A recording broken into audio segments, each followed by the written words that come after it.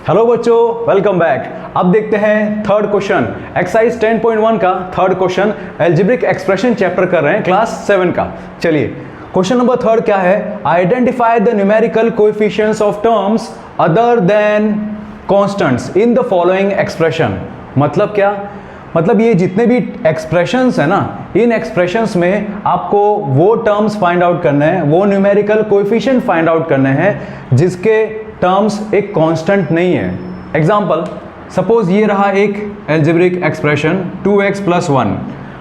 क्योंकि इतना बड़ा क्वेश्चन है, आप कहोगे सर कहना क्या चाहते हो, आराम से समझो।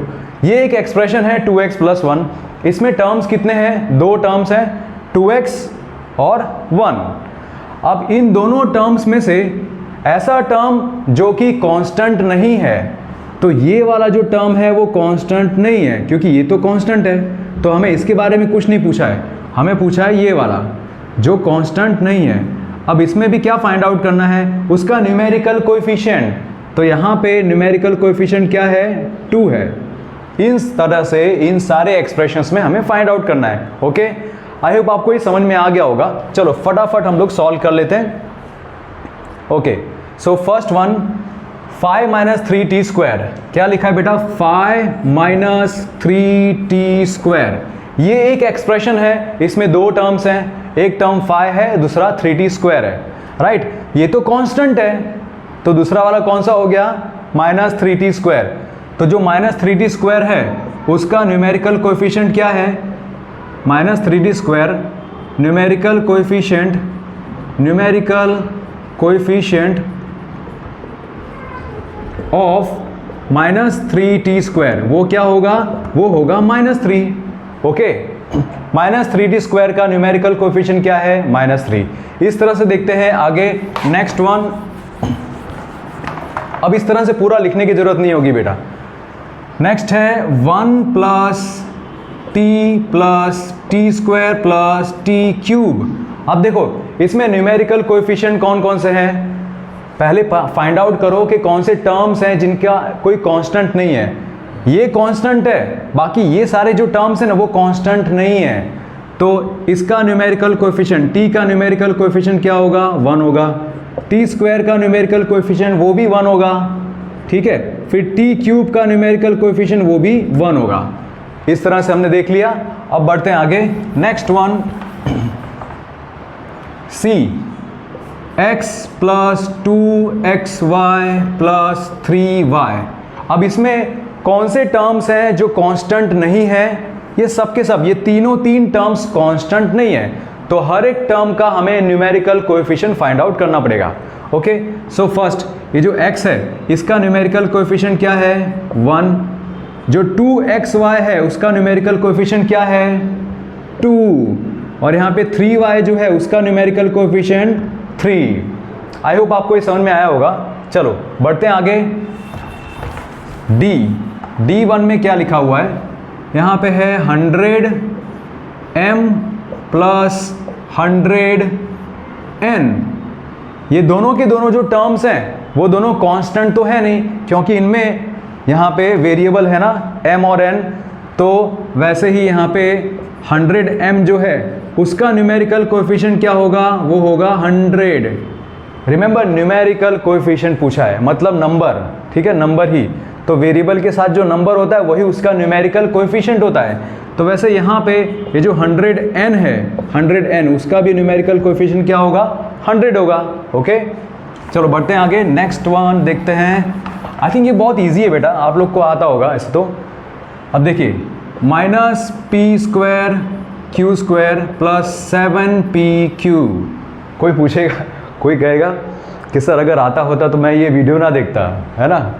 नहीं, कोई बात नहीं, अपना कॉन्सेप्ट क्लियर करने के लिए आप कोई भी वीडियो देख सकते हो, जो भी आपको अच्छा लगे, जो भी टीचर आपको अच्छे से पढ़ा सकता है उसका वीडियो देखो, है ना। चलो -p² q², यहाँ पे न्यूमेरिकल कोएफिशिएंट कौन सा टर्म है जो कांस्टेंट नहीं है, ये दोनों टर्म्स हैं जो कांस्टेंट नहीं है। अब इसका न्यूमेरिकल कोएफिशिएंट क्या होगा, सो -p² q² का न्यूमेरिकल कोएफिशिएंट होगा -1। यहाँ पे माइनस है ना, इसीलिए। फिर दूसरा टर्म देखो 7p³, इसका न्यूमेरिकल कोएफिशिएंट क्या होगा, वो होगा 7। ओके, ठीक है, बढ़ते हैं आगे। नेक्स्ट वन कौन सा है? F 1.2 a minus 0.8 b। यहाँ पे दो टर्म्स हैं, दोनों टर्म्स में कोई भी कांस्टेंट नहीं है। ओके, तो दोनों टर्म्स के बारे में देखना पड़ेगा। 1.2a जो है ना, उसका न्यूमेरिकल कोएफिशिएंट क्या है? वो 1.2 है। ओके, वेरिएबल के साथ जो नंबर होता है वही उसका कांस्टेंट होता है, न्यूमेरिकल कांस्टेंट। फिर दूसरा टर्म देखो, दूसरा टर्म है -8b, इसका न्यूमेरिकल कोएफिशिएंट क्या होगा? वो होगा -0.8। ओके, माइनस की साइन इंक्लूड करनी होती है, अगर कोई टर्म में माइनस की साइन है तो वो इंक्लूड करनी ही होती है। ओके, चलो बढ़ते हैं आगे। नेक्स्ट वन में देखते हैं जी। जी क्या है हमारा? 3.14 r²। अब ये टर्म में न्यूमेरिकल कोएफिशिएंट क्या है? ये एक ही तो टर्म है। ओके, और वो टर्म भी यहाँ पे कोई कांस्टेंट तो है नहीं, क्योंकि ये जो नंबर है नंबर के साथ वेरिएबल है, तो ये एक ऐसा टर्म बन गया जिसके पास कोई कांस्टेंट नहीं है। तो उसका नंबर क्या है? न्यूमेरिकल कोएफिशिएंट क्या है? 3.14। ठीक है, चलो अब दो और बाकी है। H वाले में देखते हैं 2 × L + B। ठीक है, 2 × L + B।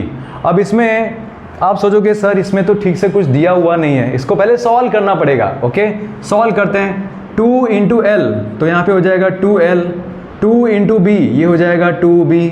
ओके, अब बन गया एक एक्सप्रेशन, राइट।